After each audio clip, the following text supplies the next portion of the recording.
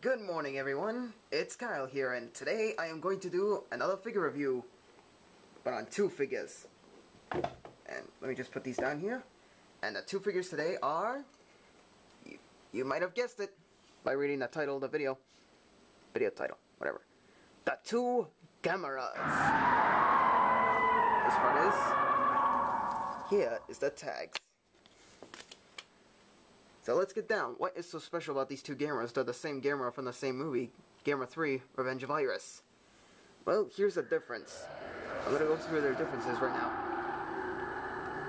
Yeah, you can see, this one is obviously the darker color. This one has lighter colors, the one right here. And it depends on the sort of material, like soft or hard vinyl. This one is hard vinyl. You can judge by that, and the shell is a, I don't know what color green this is, but it's a certain kind of green. But anyways, this figure is hard vinyl. This one,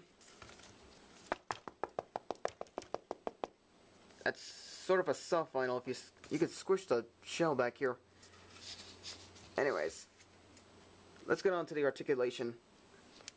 Articulation for the hard shell, it's basically Sanders. The arms will go up and down like this. Sew this on. But the dang it, one of my trees fell. And the legs are hard to rotate 360. I don't recommend this.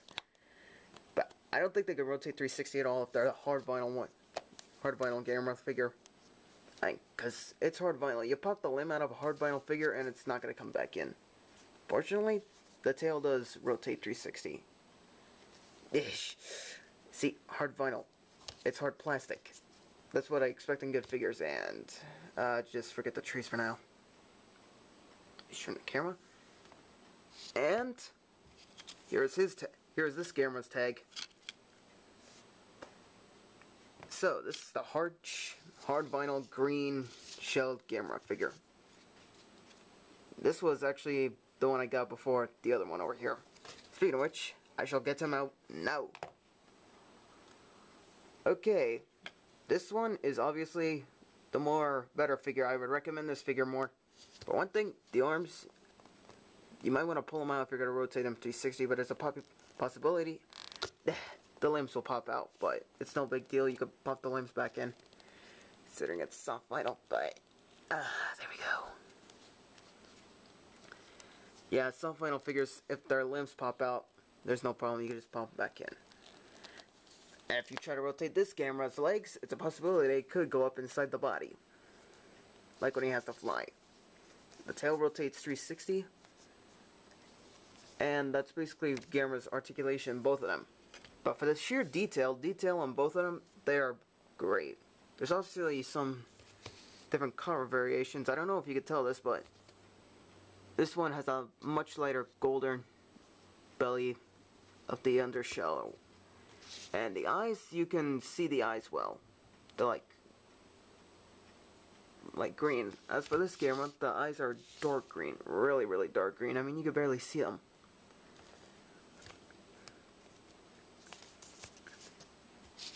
And for the paint jobs, they're just almost different paint jobs. I mean, the toes are like bronze, these are white, so the claws,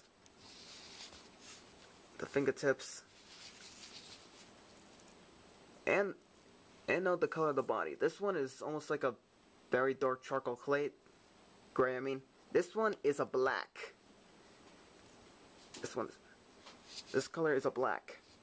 Now, as for size comparisons, let me see if I can get this back out a little more.